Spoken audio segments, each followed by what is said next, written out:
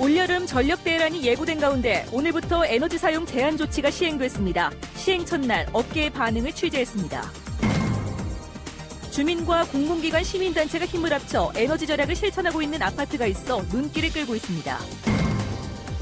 대구와 부산 등 영남권 5개 지자체가 정부의 신공항 수요 조사에 합의했습니다. 자세한 합의 내용과 앞으로의 추진 일정 알아봅니다.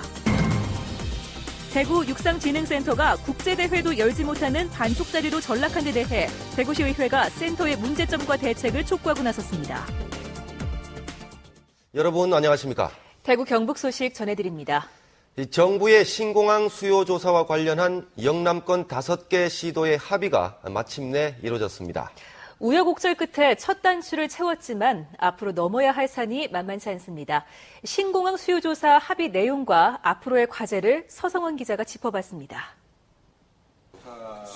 영남권 5개 시도의 합의문 가운데 수요조사 부문은 지역에서도 큰 이견이 없습니다. 용역기관 선정 방식과 자문위원회 구성, 수요조사 범위에 대한 지역의 요구가 대부분 반영됐기 때문입니다. 절차대로라면 오는 8월부터 수요조사가 시작될 것이란 관측이 나오고 있습니다. 이에 따라 대구시와 경상북도는 영남권의 항공 수요가 충분하다는 근거를 제시하기 위해 노력하기로 했습니다. 저는 가장 중요한 것은 지금 현재 시점에서는 수도권에 있는 지방공항 불필요론을 극복하는 겁니다. 그렇기 때문에 수요조사 과정에서는 5개 시도가 서로 등을 댄다든지 서로 다투는 것은 결코 도움이 되지 않는다고 생각합니다. 문제는 타당성 조사입니다. 수요 조사만을 강조하던 정부가 내년 예산을 확보해 수요 조사가 끝나는 대로 타당성 조사에 나서기로 한 것은 그나마 다행입니다.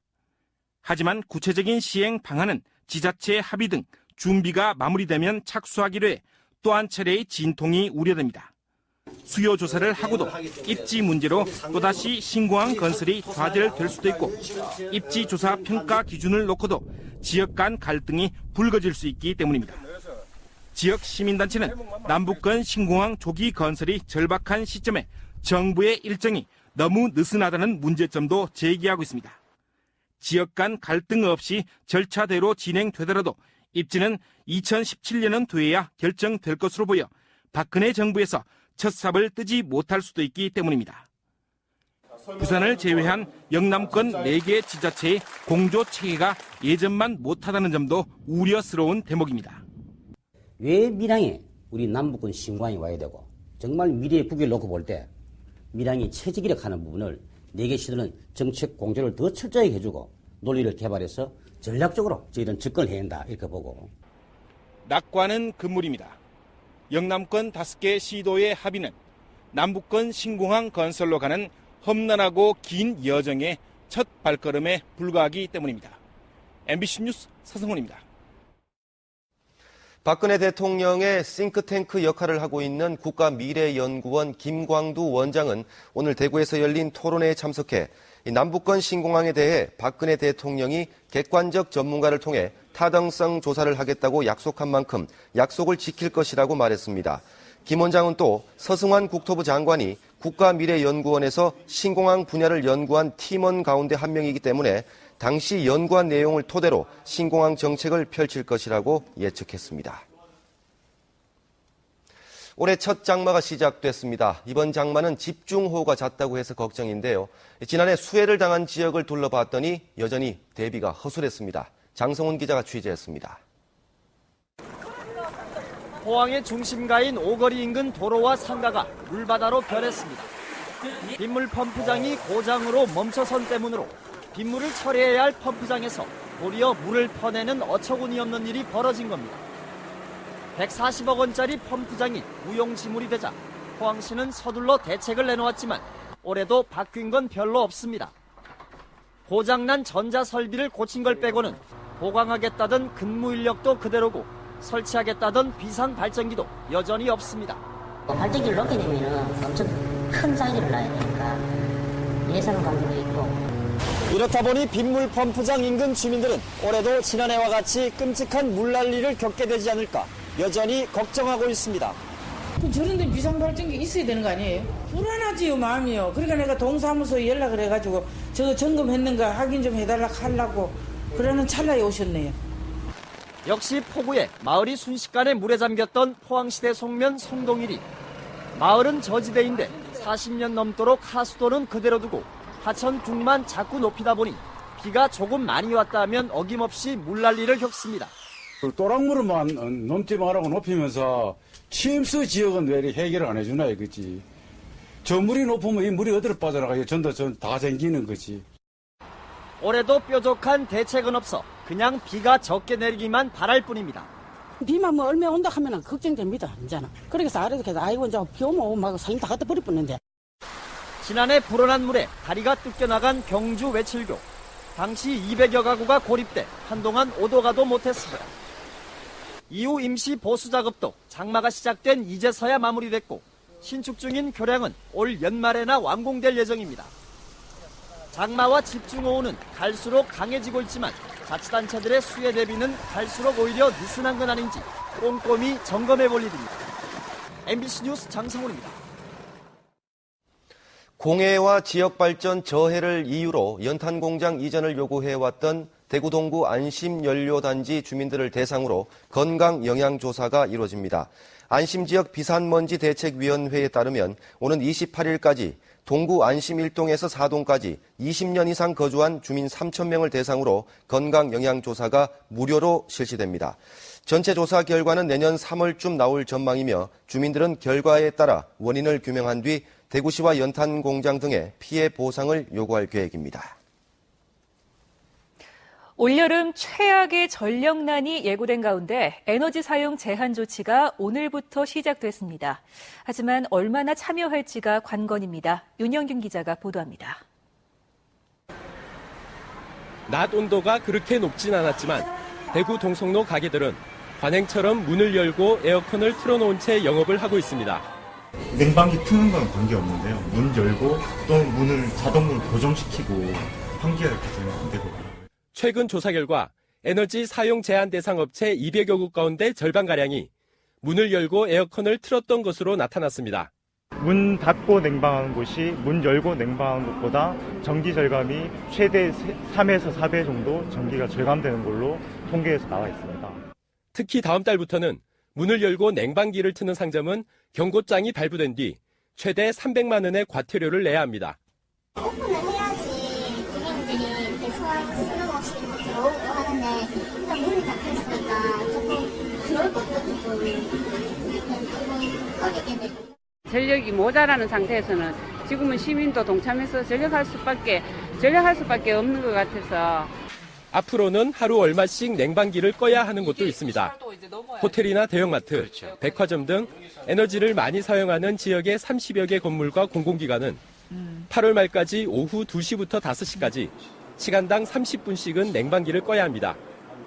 계약 전력 100kW 이상인 지역의 5천여 개 건물은 냉방 온도가 26도를, 공공기관은 28도를 넘어서는 안 됩니다. MBC 뉴스 윤영균입니다. 이렇게 전기 아끼기에 안간힘을 쓰는 가운데 주차장 같은 공용시설의 전기 사용량을 절반 가까이나 줄인 아파트가 있다고 합니다. 그 비결을 김은혜 기자가 소개합니다. 대구 동구의 이 아파트는 지하주차장 조명을 전력 효율이 좋은 LED로 바꿨습니다. 항상 켜두던 조명도 센서를 달아 필요할 때만 켜지도록 했습니다. 휴게실 같은 공용시설에 있는 냉방기기 설정 온도는 26도.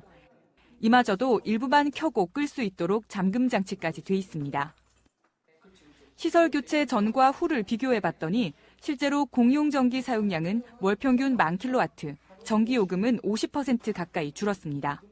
공용 관리비가 이제 많이 나오다 보니까 입주민들이 상당히 이제 가계에 부담도 되고 했는데 현재로는 한 50% 이상 공용 전기료가 절감되니까 입주민들도 호응이 상당히 좋죠. 각 가정에서도 멀티탭과 분리형 콘센트를 사용해 대기 전력을 차단하고 냉장고의 적정 온도를 유지하는 등 생활 속에서 에너지 절약에 동참하고 있습니다. 평소에도 저희들이 절약하는 그런 마음은 많이 있었습니다. 그런데 이래 절약한다 하니까 더 애를 많이 쓰죠. 대구 동구에서는 해마다 30개가량의 아파트 단지가 에너지 절약 활동에 동참하고 있습니다. 이런 모델들이 확산이 된다면 아마 정부 주도의 그냥 전시행정보다는 엄청난 효과를 가져올 것으로 예상을 하고 있습니다. 에너지 문제 해결은 아껴 쓰기를 실천하는 것에서 시작될 수밖에 없다는 평범한 진리가 아파트의 새로운 문화로 확산되고 있습니다. MBC 뉴스 김은혜입니다. 대구 중부소방서는 내일 오전 10시부터 1시간 동안 중구 동아백화점에서 전력수급 유사시에 대비해 백화점 측과 한국전력, 한국승강기 안전관련 등이 참가하는 긴급구조 구급훈련을 실시합니다. 중부소방서는 특히 정전이 발생했을 때 승강기 사고 구조와 비상발전차를 이용한 전력 공급 정상화를 원활히 할 수 있도록 협조 구축 훈련에 집중할 계획입니다. 대구시가 700억 원을 들여서 만든 육상진흥센터가 국제 경기를 유치할 수 없는 동네 수준이라는 보도 얼마 전에 해드렸는데 대구시 의회가 대책을 내놓으라며 대구시를 압박하고 있습니다. 이상훈 기자가 보도합니다. 대구 육상진흥센터는 사업비 725억 원으로 국내 첫 실내 육상 경기장과 육상 아카데미 시설을 갖췄습니다. 하지만 지난달 말 완공 이후에도 준공 승인이 나지 않고 있습니다. 국제 경기를 열기 위해서 꼭 갖춰야 할 워밍업장이 없기 때문입니다. 그 당시에 계획 단계에서부터 그게 검토가 좀 미흡했고 몰랐는 부분이 있고 부지 확보 문제라든지 이런 게 있어가지고 추진을 못했죠. 대구시는 뒤늦게 새로 터를 마련해 90억 원의 예산을 추가로 투입하기로 했습니다. 워밍업장과 주민생활체육 공간 등을 갖춰 다목적으로 활용하겠다는 겁니다. 육상 아카데미 운영비도 문제입니다. 매년 30억 원 정도의 예산을 국비로 받아야만 운영이 가능합니다. 이 아카데미 쪽은 전문 분야를 기르는 부분이기 때문에 중앙정부가 운영을 할 수 있는 쪽으로 이 가닥을 잡아가야 우리 시에 부담이 줄 것 같습니다. 하지만 예산을 틀어진 문화체육관광부는 국비 지원이 어렵다는 입장입니다. 주먹구구식 행정의 결과로 반쪽 시설을 전락한 육상진흥센터. 향후 대구시의 체육정책 추진에 큰 차질을 빚을 것으로 우려됩니다. MBC 뉴스 이상훈입니다. 지양이 사건과 관련해 경찰이 친모를 상해치사가 아닌 유기치사 혐의로 구속한 데 대해 유족과 누리꾼들은 경찰이 친모의 진술에만 의존한 점과 친모의 진술이 경찰 조사 때마다 오락가락하는 점 등을 들어 수사 결과에 의혹을 제기하고 있습니다. 경찰은 이에 대해 CT 촬영 사진과 시신 사진 등을 토대로 조사를 했지만 상해치사 혐의를 입증할 증거가 없어 유기치사 혐의를 적용했다고 밝혔습니다. 경북대병원은 지양이 사건과 관련해 진료 기록 카드를 검토한 결과 숨진 아이에게서 범죄 의심 증거가 없어서 해당 의사가 신고하지 않았다고 해명하면서 의료법인으로서 의료법 위반으로 형사 입건되는 일은 개원 이래 처음이라며 법적 대응을 준비하고 있다고 밝혔습니다. 경찰은 지양이의 사망 원인이 뚜렷하지 않아 경찰에 신고할 의무가 있었지만 이를 어겼다며 경북대병원 담당 의사 박모 씨와 의료법인을 형사 입건했습니다. 검찰이 최근 포항 설린대학교의 비리 혐의를 포착하고 총장실과 총장 자택, 교수 연구실 등 6곳을 압수수색했습니다. 대구지방검찰청 특수부는 지난 13일 설린대에 수사관 10여 명을 보내 영천 2캠퍼스 설립과 기숙사 관련 자료를 압수한 것으로 전해졌습니다. 설린대는 지난 2009년 영천의 캠퍼스와 골프장 조성을 추진했지만 이사회의 동의를 받지 못해 무산되면서 내홍을 겪었습니다. 경상북도가 오늘 도지사 공약사항 실천 보고회를 갖고 김관용 지사 임기 3년의 공약 진도율이 83%라고 밝혔습니다. 경상북도는 지난 3년 동안 일자리 17만 개 창출과 투자 유치 14조 원을 달성했으며 남은 임기 1년 동안 6조 5천억 원을 투입해 나머지 공약을 추진하겠다고 설명했습니다. 경상북도는 이 같은 내용의 공약 실천 가계부를 박인수 공약이행 평가위원장에게 전달했습니다. 한국거래소 대구사무소가 지역의 12월 결산법인 35개 가운데 비교 가능한 26곳을 분석한 결과 지역 유가증권 상장회사의 올해 1분기 이자 보상 배율은 7.04로 영업이익 1,000원 가운데 이자를 갚는 데 142원 정도를 쓴 것으로 나타나 지난해의 4.78보다 경영 환경이 개선됐습니다. 한국거래소 대구사무소는 영업이익 증가와 금리 하락에 따른 이자 비용의 감소가 이 같은 현상의 주된 원인으로 분석했습니다. 대구지방법원은 지난 2009년 대구 교도소에서 자살한 A씨의 유족들이 교도관들의 근무 태만 때문에 일이 벌어졌다며 국가가 9,900만 원을 배상하라며 제기한 손해배상 청구 소송에서 원고의 청구를 기각했습니다. 재판부는 A씨가 재판부에 세상을 비관하는 취지의 탄원서를 냈지만 교도관의 순찰 소홀로 자살했다는 증거가 없어 이같이 선고한다고 밝혔습니다. 대구 경북 소식이었습니다.